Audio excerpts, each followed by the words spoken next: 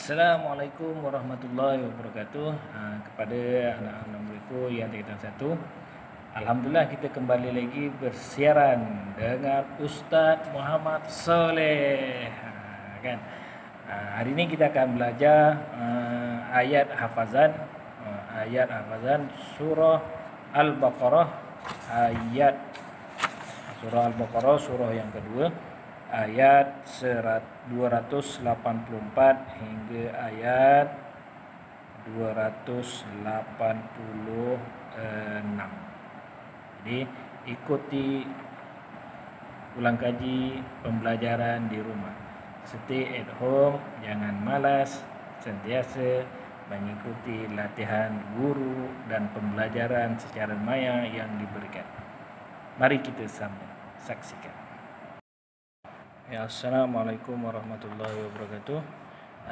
Anak-anak muridku sekalian yang tingkatan 1, ini kita sama-sama belajar ayat hafazan yang terakhir pada muka surat 13.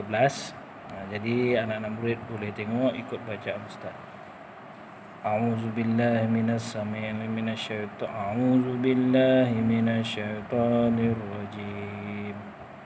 Lillahi ma fis samawati wa ma fil ard. Wa in tubdu ma fi anfusikum aw tukhfuhu yuhasibkum bihillah fayaghfiru liman yasha' wa yu'adzibu man yasha'. Wallahu ala kulli syai'in qadir. Amanar rasulu bima unzila ilaihi min rabbi wal mu'minun kullun amana billahi wa malaikatihi wa kutubihi wa rusulihi la nufarriqu baina ahadin min rusulihi wa qalu sami'na wa ata'na ghufranaka rabbana wa ilaikal masir. La yukallifullahu nafsan illa wus'aha laha ma kasabat wa 'alaiha maktasabat. Rabbana la tu'akhizna in nasina aw akhtana. Rabbana wa la tahmil 'alaina isran kama hamaltahu 'alal ladzina min qablina. Rabbana wa la tuhammilna ma la taqata lana bih wa'fu 'anna waghfir lana warhamna anta maulana fansurna 'alal qaumil kafirin. Surah Al-Baqarah, surah yang kedua, ayat 284 hingga 286.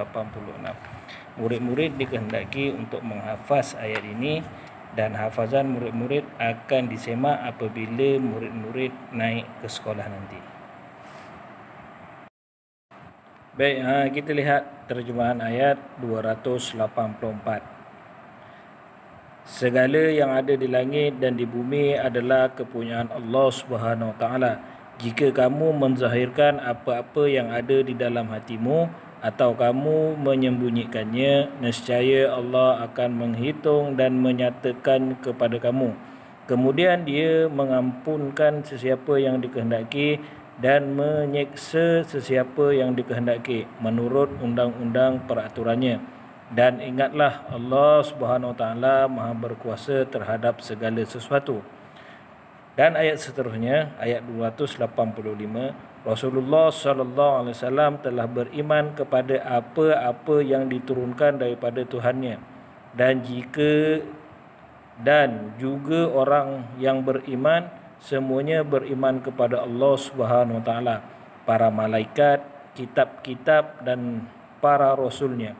Mereka berkata, kami tidak membezakan antara seseorang rasul dengan seseorang yang lain.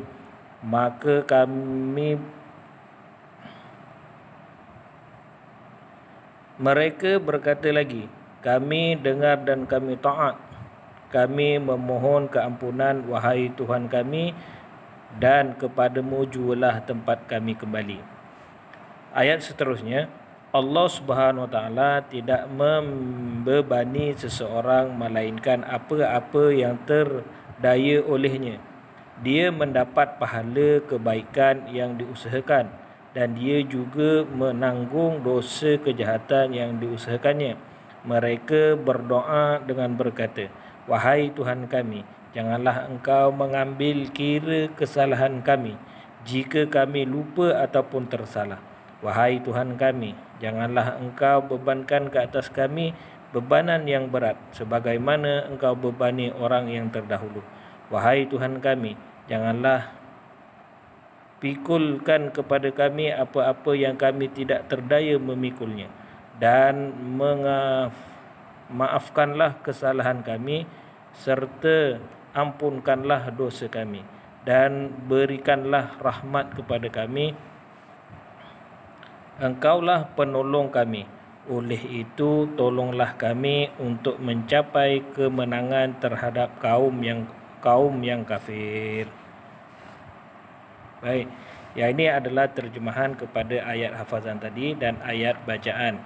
Murid-murid dikehendaki faham apa yang terkandung di dalam ayat tadi. Seterusnya intisari ayat 284, yang intisari apa yang terkandung di dalam ayat tersebut ialah segala yang ada di langit dan di bumi milik Allah Subhanahu Wa Taala. Allah mengetahui segala amalan zahir dan amalan batin. Amalan zahir ialah amalan yang dilakukan oleh anggota badan seperti solat dan puasa. Amalan batin pula ialah amalan hati seperti ikhlas. Jadi dalam intisari ini menunjukkan bahawa Allah Subhanahu Wa Taala ini berkuasa memiliki segala-galanya apa yang ada di langit dan apa yang ada di bumi. Dan Allah Subhanahu Wa Taala mengetahui amalan zahir dan amalan batin kita. Amalan zahir ialah amalan yang kita lakukan yang boleh dinampak oleh manusia. Dan amalan batin pula amalan yang tidak boleh dilihat oleh manusia. Amalan zahir seperti amalan solat, puasa, bersedekah, buat baik kepada ibu bapa, berbuat baik kepada guru, itu merupakan amalan-amalan zahir yang boleh dilihat oleh manusia. Jadi segala amalan-amalan zahir ni Allah mengetahui apa yang kita buat. Walaupun manusia tidak nampak, tetapi Allah tetap mengetahui. Manakala amalan-amalan batin pula ialah amalan yang tidak nampak oleh manusia. Seperti ikhlas, kan kita solat dengan ikhlas. Kalau kita tak ikhlas, Allah pun mengetahui apa yang kita lakukan. Ayat seterusnya, semua rasul memiliki akidah tauhid yang sama. Rasulullah sallallahu alaihi wasallam dan orang-orang yang beriman yakin dengan risalah tauhid yang diturunkan oleh Allah Subhanahu Wa Taala. Ayat seterusnya menceritakan ayat ketauhidan, iaitu kepercayaan kita kepada Allah Subhanahu Wa Taala. Semua rasul yang wajib kita ketahui selamai 25 rasul, mereka semua membawa ajaran tauhid yang sama, iaitu ajaran tauhid yang diturunkan oleh Allah Subhanahu Wa Taala. Di sini dikata Rasulullah sallallahu alaihi wasallam dan orang beriman yakin dengan risalah tauhid yang diturunkan oleh Allah Subhanahu Wa Taala, iaitu risalah yang terkandung makna tauhid yang terkandung di dalam Al-Quran. Seterusnya, Allah tidak membebankan hamba-Nya dengan amalan yang tidak mampu dilakukan. Setiap perbuatan manusia akan dihisap. Kebaikan yang dilaksanakan akan diberi pahala. Kejahatan pula akan dibalas dengan dosa. Jadi ayat yang seterusnya ini Allah menunjukkan bahawa Allah tidak membebankan seseorang dengan amalan-amalan yang tidak mampu dilakukan. Semua amalan yang dibebankan kepada manusia mampu dilakukan dengan kehendak ataupun kudrat manusia, ataupun dengan apa orang kata rela, sukarela, bukan sukarela. Apa yang Allah berikan, contohnya solat, puasa, amalan-amalan yang baik yang diperintahkan oleh Allah, amalan ini adalah amalan yang tidak membebankan. Setiap perbuatan manusia akan dihisap. Jadi amalan-amalan yang kita buat ni, sama ada kita buat secara, ini amalan yang kita lakukan dengan secara kehendak kita. Kan? Amalan yang dilakukan dengan apa yang kita hendak buat akan dihisap, akan dihitung oleh Allah Subhanahu Wa Taala. Hitungan Allah adalah di akhirat kelak. Kan? Setiap kebaikan yang kita lakukan, Allah akan memberi ganjaran pahala, dan setiap keburukan ataupun kejahatan yang kita lakukan, dan Allah akan memberi balasan dengan balasan dosa. Apabila pahala ataupun dosa kita yang kita lakukan di dunia akan ditimbang, maka disitulah kita ditempatkan sama ada di syurga ataupun di neraka. Jadi murid-murid kena faham, dan tugasan murid-murid untuk minggu ini adalah menghafaz ayat yang tadi, ayat 284 hingga 286, dan tanda dekat tik, tanda tik dekat buku nota yang telah diserahkan kepada semua murid. Jika murid-murid dah hafal, tanda tik di bahagian PBD, dan akan dikira markah PBD pada hari murid-murid akan naik ke sekolah.